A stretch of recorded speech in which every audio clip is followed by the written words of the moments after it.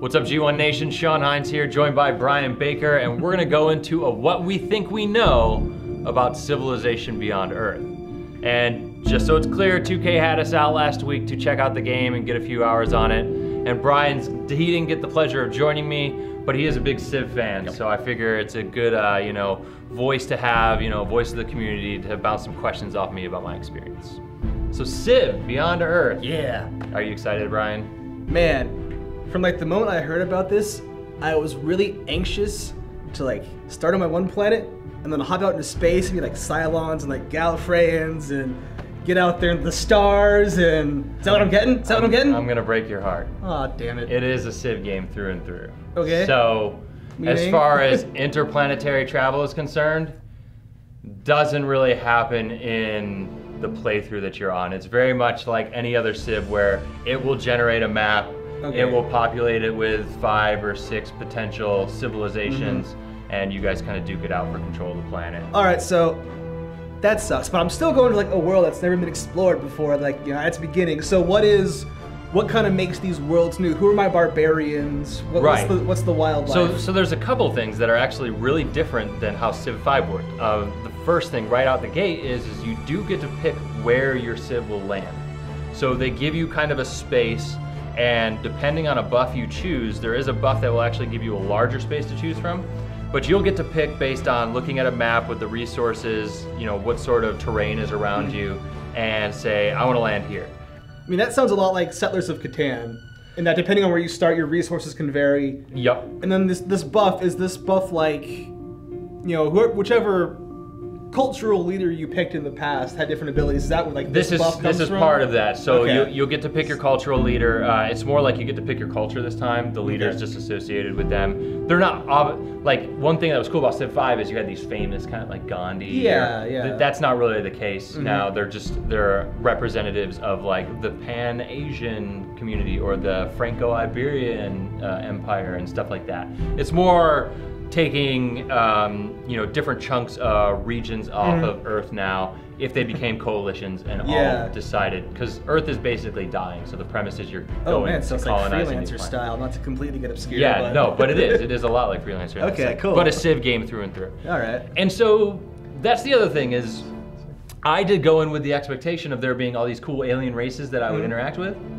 There are alien races, but they're more like the barbarians of these planets. And that's not to say they're siloed into the same behavior as a barbarian. They are slightly different now. How so?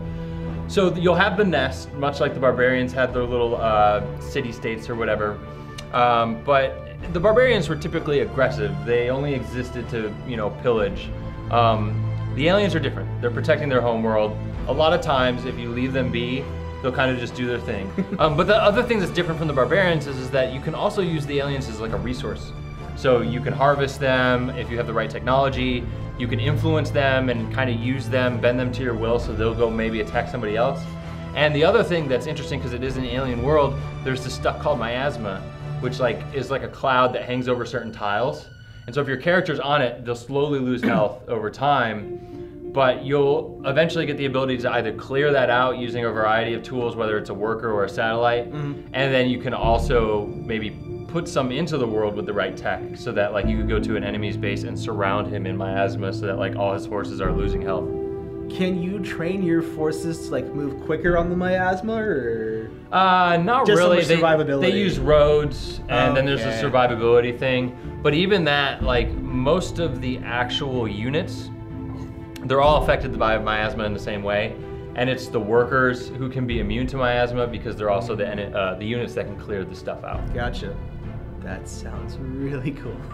I'll tell you the thing that's not cool. What's up? Siege worms. When you guys play this game, there's an alien wildlife out there called siege worms, and they were the bane of my fucking existence. I swear to you, these things will troll the shit out of you, and not in a fun way. They basically, at one point, I had one that was just bouncing between 2 tiles outside my city, and they're really difficult to kill. So they just they'll fuck with you for a little bit, and like another time I was in like my 90th turn, and one just came up into my city and started just mowing down all my generators. And then I thought I could take him, because your city has that, local ranged attack that you can do. but a second one came from the other side, and then it was just these 2 siege worms just laying waste to me, and I basically ended up giving up the ghost because, yeah, there was no way I could. I didn't have the resources. I was kind of pushing more for a cultural victory that round, even though I wouldn't make it in 100 turns. This all sounds like it's very limited by being planetary. Because if I was out in space, I'd be like, well, I'm just gonna move my little city off, you know. I'm gonna like dislodge my city Dislodge, and just kind of yeah. piss off. It follows very much that same Civ philosophy of you create these locations, these outposts, and it becomes your responsibility to ensure that they stand the test of time. Yeah. Otherwise, you need to go establish another one somewhere else. And, you know, all that really works the same way. That sounds cool. But you also mentioned satellites. What are satellites doing here? The satellites are kind of that next level of gameplay, because they kind of had some stuff in Civ 5 that was like, you know, technology related, but it seemed more passive. This is an active thing where you literally can switch between views and see on the map that, you know, 50,000 feet above or whatever orbit is, you can place satellites. And so you have to think about, like, satellites affect certain areas that they're over depending on the type of satellite you put out. Like, one can be used to clear the miasma in an area. So you post a satellite over that, it'll clear like a dozen or so tiles. Other satellites provide energy, and energy is kind of like a currency because that's what you need in order to survive on the planet. So you put like a solar satellite above your city, and it keeps generating energy for that city. And synchronous orbit? Yeah, exactly. And you have to think about where you're placing it, but you also have to, and you get a really cool view of like satellites hovering over stuff when you switch to the orbital view. But also your enemies have the access to the same technology. So can I hack their satellites? I bet you can. I didn't get there. We only got to play the first 100 turns. So getting into the spy stuff, it was like turn 90 before I could really start accessing the spy stuff. So how much, like, I guess, how much of this feels new, how much feels recycled, how much does this feel like it could be like an expansion pack? Where does this... So I don't want to say that it's just an expansion because I feel like that would be doing the game a disservice since I've only played the first 100 turns. I'm sure that, I mean, there were areas of the tech tree, there was some like artificial intelligence, and there's like 3 degrees of robotics I never got into, and all kinds of stuff that probably leads to some pretty ridiculous units, especially this affinity system they have now. It's like 3 degrees of like harmony versus purity versus like strength or something. And it's how you behave in response to the planet. And that's how you upgrade your units now.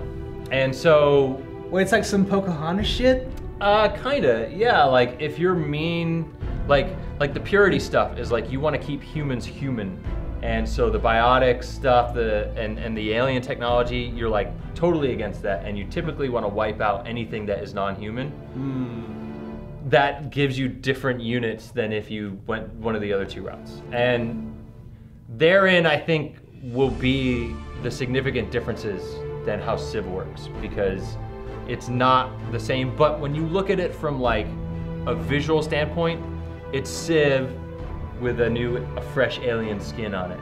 And that's definitely going to be enough for Civ fans, but I wouldn't say this is the game that's going to change hearts and minds of people who traditionally haven't been fans of Civ.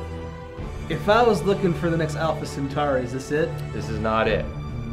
Yeah, I mean, it's got little tidbits in it, but it's certainly missing that me trying to have a diplomatic negotiation with a Sharktopus moment. Right? And that is a little And the Terracudas come in and ruin everything? Yeah, exactly. And so, you know, it's not that, but it is more Civ.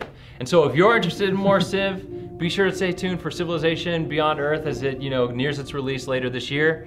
If you're a Civ fan and you enjoyed this video, give us a thumbs up, and be sure to share it with any of your friends who are also Civ fans, but are maybe unfamiliar with ScrewAttack.com.